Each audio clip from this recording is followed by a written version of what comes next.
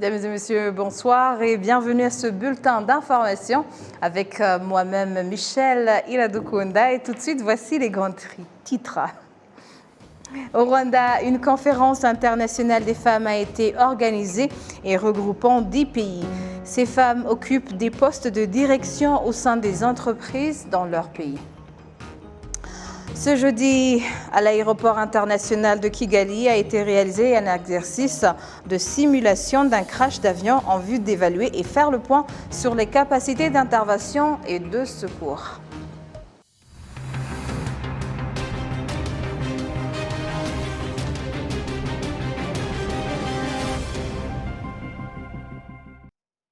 Bienvenue encore une fois à ce journal. Au Rwanda, une conférence internationale des femmes a été organisée et regroupant 10 pays. Ces femmes occupent des postes de direction au sein des entreprises dans leur pays. Il s'agit d'une conférence thématique visant à mettre en évidence le rôle des femmes dans la gouvernance et le développement pour combler le fossé causé par la pandémie de Covid-19.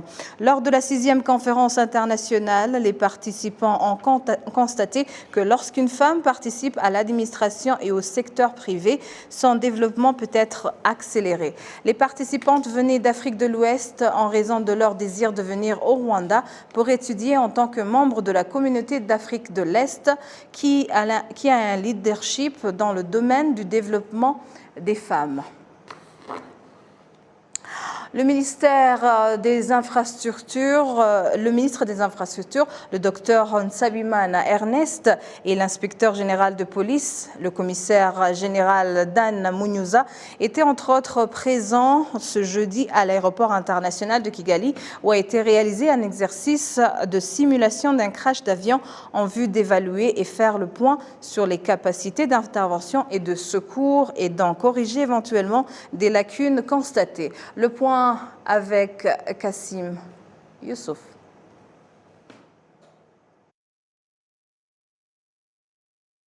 Début hier mercredi à l'Université du Rwanda d'un nouveau programme d'enseignement des sciences et de la technologie de l'espace. Cet enseignement s'inscrit dans le cadre du renforcement des capacités des étudiants afin de pouvoir déceler et prévenir les problèmes avant qu'ils entraînent des dommages. Le point toujours avec Kassim Youssouf.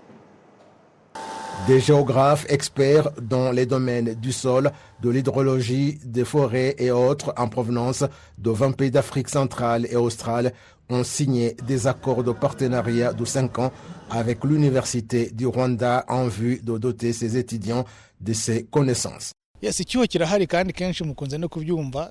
vrai qu'il y a une certaine disparité et vous entendez souvent des employeurs ou pourvoyeurs d'emploi dire que les universités ne fournissent pas au marché du travail des personnes correspondant à l'emploi dont ils disposent.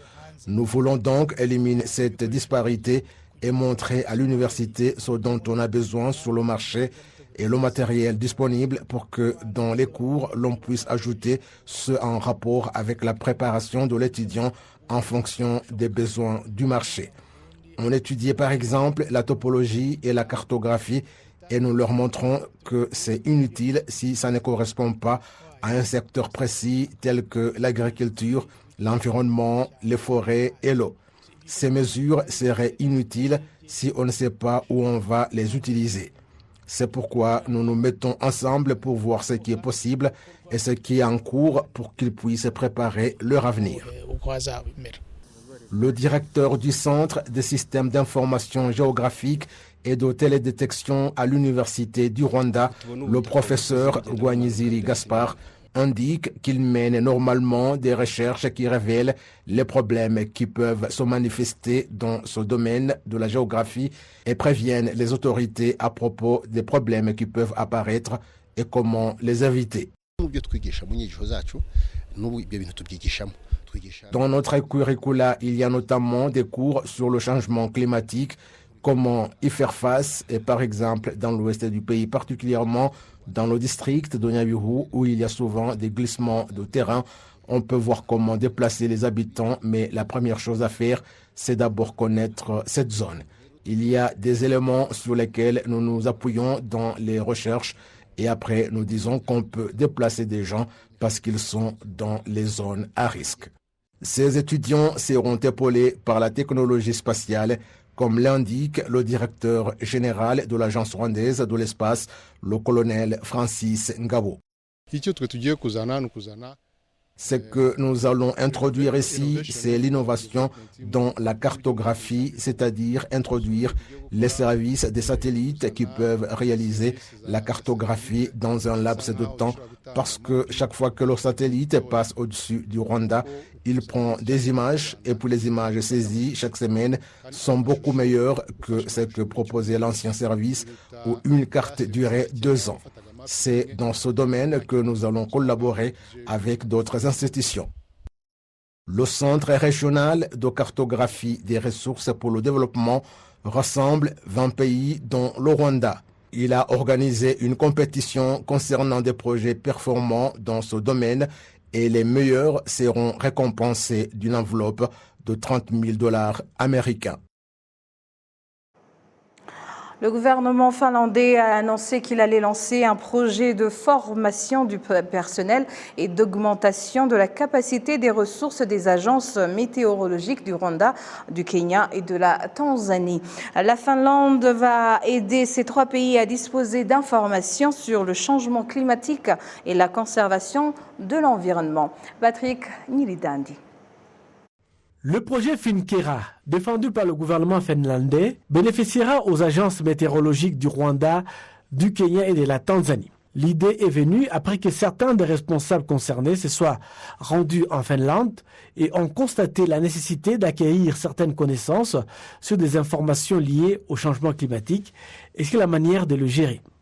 Les 3 pays dans lesquels ce projet sera mis en œuvre travailleront ensemble en établissant des stratégies de lutte contre les effets des changements climatiques.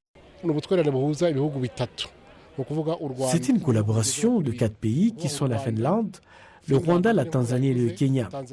En ce qui concerne le changement climatique, c'est quelque chose qui nécessite une coopération car lorsqu'un pays met en œuvre des mesures et que l'autre ne le fait pas, c'est l'échec. Nous travaillons donc ensemble en tant que 4 pays car la Finlande nous soutiendra financièrement et en fournissant des formations, du matériel ainsi que des connaissances sur les changements climatiques. Nous avons maintenant atteint un niveau impressionnant.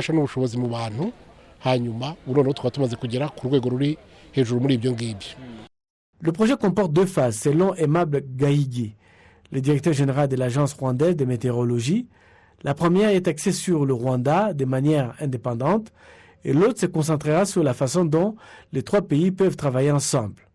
Pour le Rwanda, cela aidera à fournir des prévisions météorologiques fiables.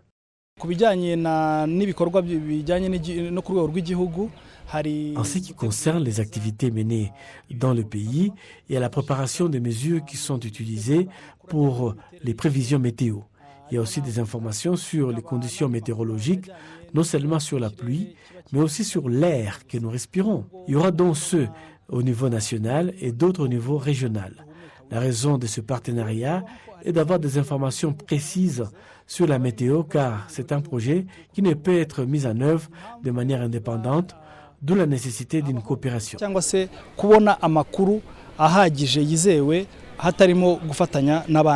Dans la mise en œuvre de ce projet, des experts en gestion des climats partageront leurs connaissances avec les Finlandais. Le projet Finkera a une durée de 4 ans.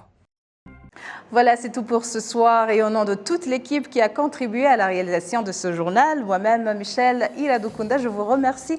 Bonne poursuite des programmes et d'ici là, portez-vous bien.